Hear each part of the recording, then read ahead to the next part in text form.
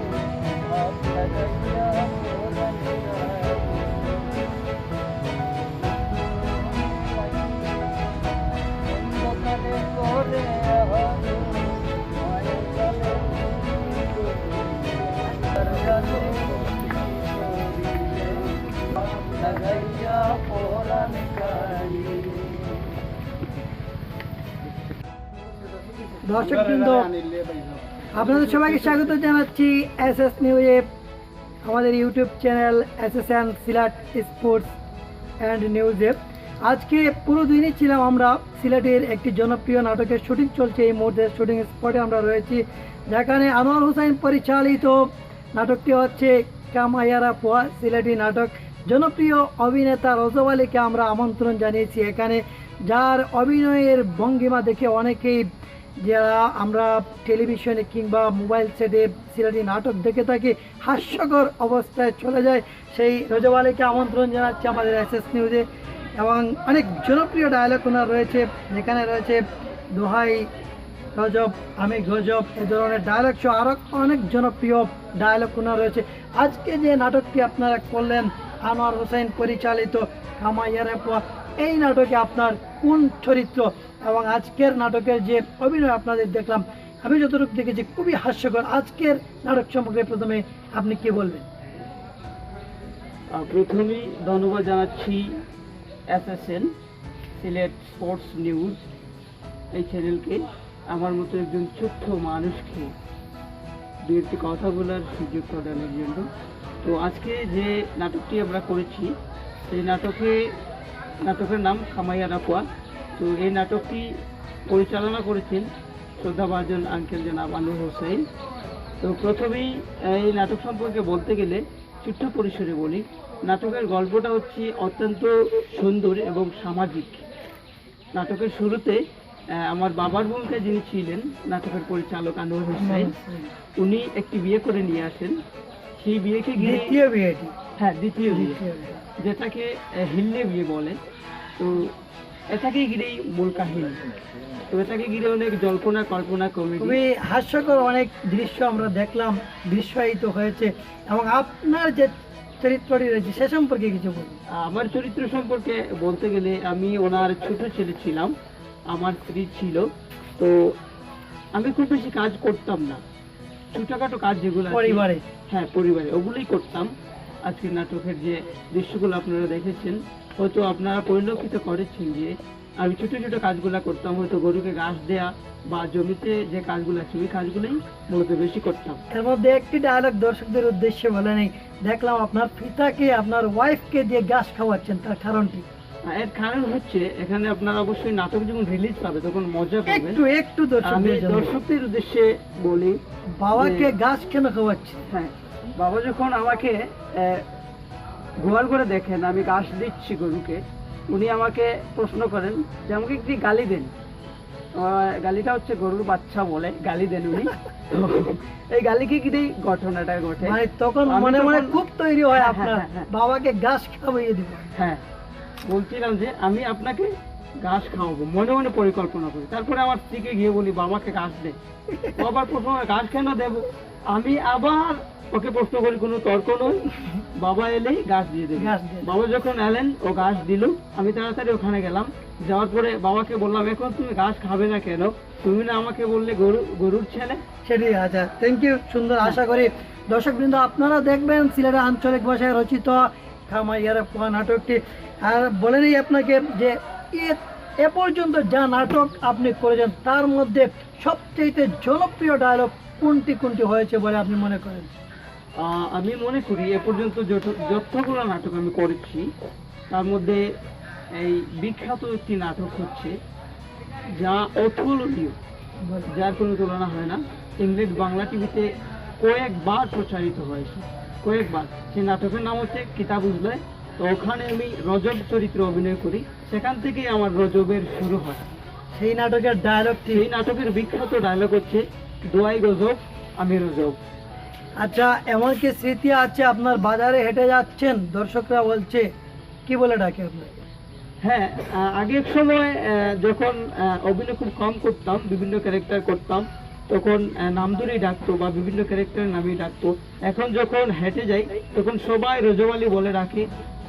আরে গজব আসবে কিনা সেটা বলে না। আরেকটি প্রশ্ন, আপনি রায়াবারে অনেক চরিত্রে অভিনয় করেছেন, তার মধ্যে কি কোনো ডায়লগ রয়েছে আপনার? হ্যাঁ, আমি ঘটকের চরিত্রে, রায়বারের চরিত্রে অনেক অভিনয় করেছি। তো তার মধ্যে বিখ্যাত একটি ডায়লগ হচ্ছে যা অত্যন্ত জনপ্রিয়। হ্যাঁ, হ্যাঁ, আমি ডায়লগটা নাটকে যেভাবে দিয়েছিলাম সেভাবেই দিচ্ছি। আমি রায়বার, আমার শুদ্ধ গোষ্ঠীর রায়বার, জুড়া লাগানি আমার হাবি গোষ্ঠীর কারবার। খুবই সুন্দর ডায়লগ আসলে। শেষ কোয়েকশন আপনার, এমন কি কোনো স্মৃতি রয়েছে আপনার এ পর্যন্ত অভিনয় জীবনে যেটি আপনার হৃদয়ে নাড়া দেয়? হ্যাঁ, স্মৃতি বলতে আমার অনেকগুলোই স্মৃতি রয়েছে। তার মধ্যে সবচেয়ে সেরা স্মৃতি কোনটি?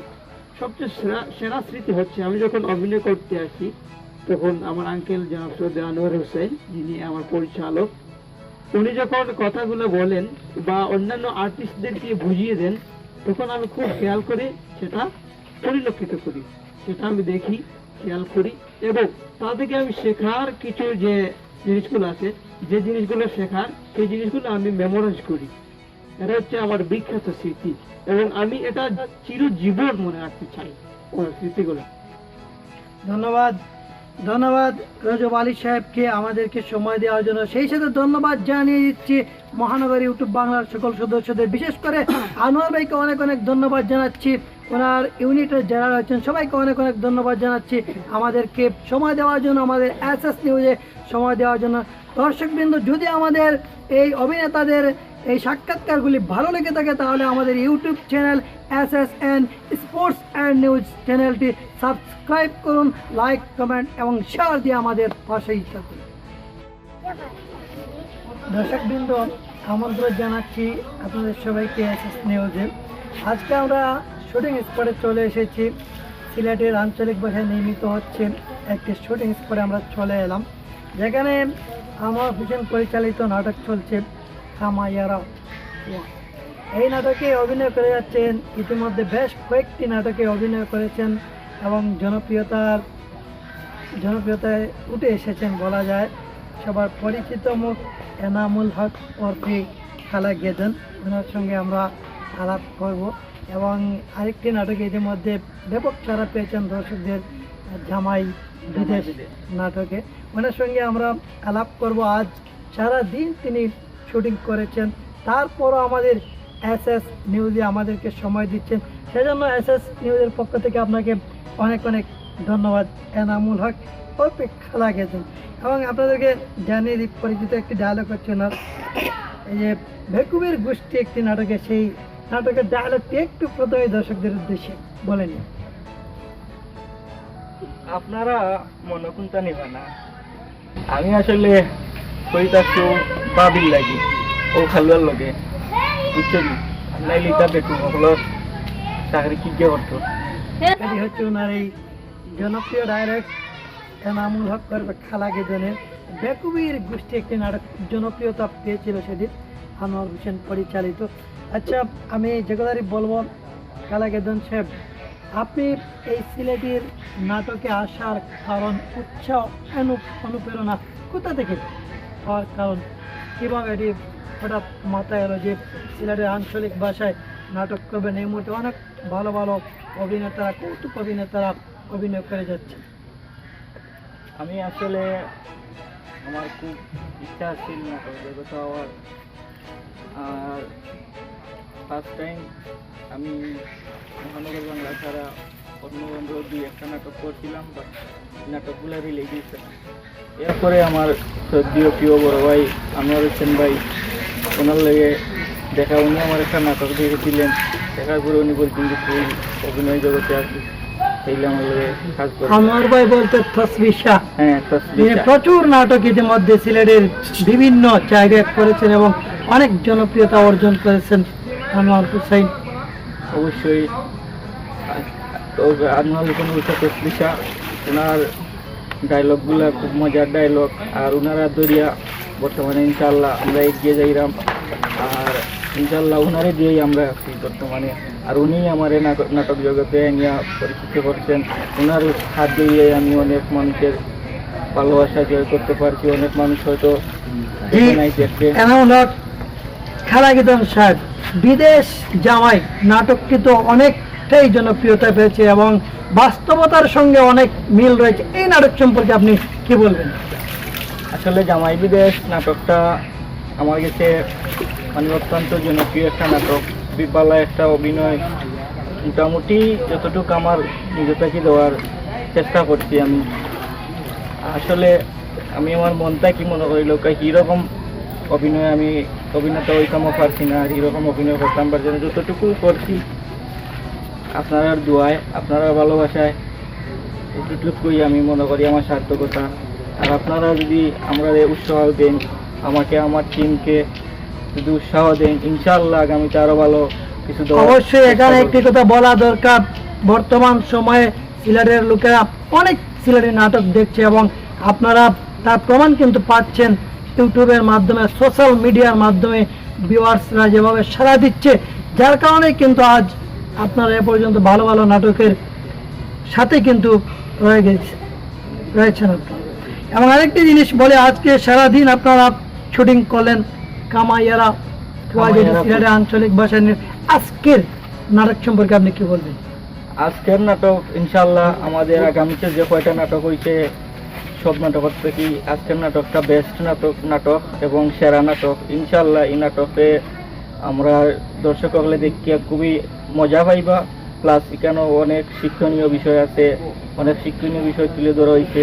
ইনশাল্লাহ দর্শক হলে দেখতে ভালো লাগবো, অতটুকুই আর কি। শেষ প্রশ্ন আপনার কাছে, খালা গেদন সাহেব, কামাইয়ারা পর এই নাটকের সবচেয়ে প্রধান চরিত্র এবং হাস্যকর চরিত্রে কে রয়েছে?